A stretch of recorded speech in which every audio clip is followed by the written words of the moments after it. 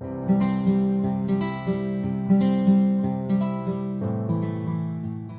everyone, my name is Gray. I'm the dietitian and health coach with MLK Health Center and Pharmacy.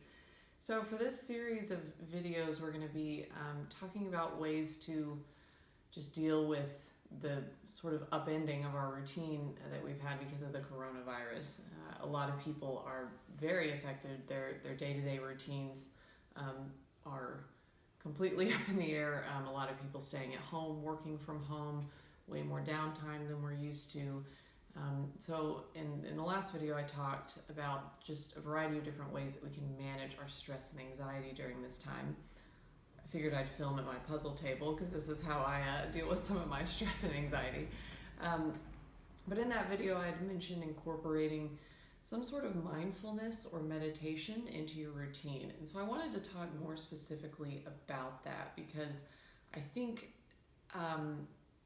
that whole idea of meditating or practicing mindfulness can be a little intimidating, and I think we also tend to have a narrow view of what that means or what that looks like.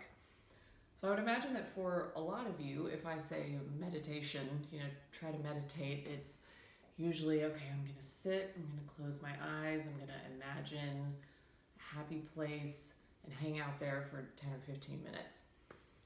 If you're anything like me, that's kind of a nightmare. Sitting still for 10 or 15 minutes, it just makes me feel more anxious. I'm stressing about what I should be doing, could be doing, like it's not working. Why do I keep thinking about stuff? It honestly ends up doing more harm than good.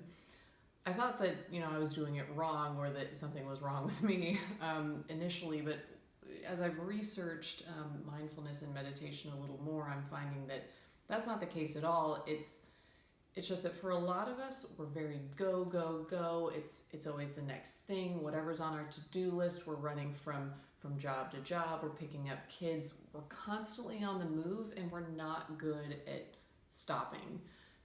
So asking yourself to sit and stop for 10 or 15 minutes, that's a pretty huge ask.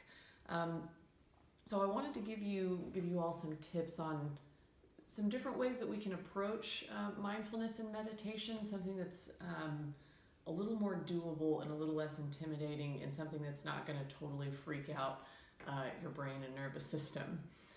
So a first little alternative, I guess, is just a 30-second pause. 30 seconds. It doesn't have to be a huge deal. But let's say if you're taking your dog out to the backyard, when you walk outside, instead of immediately instructing your dog, okay, go potty, go do this, picking weeds, whatever, walk outside and just stand still. 30 seconds. Just feel the ground under your feet. Take a minute to look around at your backyard. Doing this periodically throughout the day kind of sends this signal to our brain that says, we're safe. Nothing is coming at us currently. We're not being attacked by anything. Since we're constantly being bombarded with a lot of negative news, if you go to the grocery store and shelves are empty, it signals a lack of safety. It makes us feel unsafe. So taking these pauses to just sit, notice how you're breathing, notice what your feet feel like on the ground or your butt feels like on the chair, and just looking around kind of tells our brain and nervous system we're safe. And that helps with bringing us back down a little bit. Another thing you can try too is just going through your 5 senses. So that could be, again, noticing what you're seeing in the room that you're in or in your backyard, or outside if you're social distancing. Could be what you're feeling right now. I feel the ring on my finger. I feel some of the puzzle pieces on this table. Could be what you're hearing, cars driving by, coffee machine going, things you taste, things you smell. Just running through those 5 senses and really taking note of each of those sensations can kind of bring you back to this moment, help you be more mindful of these things so that we kind of get out of your head and out of that stress spiral. Something else too to consider are practices like yoga or even just simple stretching. I used to think yoga was dumb and it was a waste of time and all of these kind of negative things. But once I got a little more into yoga, I found that it was hugely helpful for getting me to wind down and to manage my anxiety. I'd mentioned some various free trials for different fitness programs in the last video. I believe that there are several yoga specific programs available, so maybe checking out something like that, little 10-15 minute clips that you could do while you're home, so you could get some movement in but also practice some of this mindfulness work.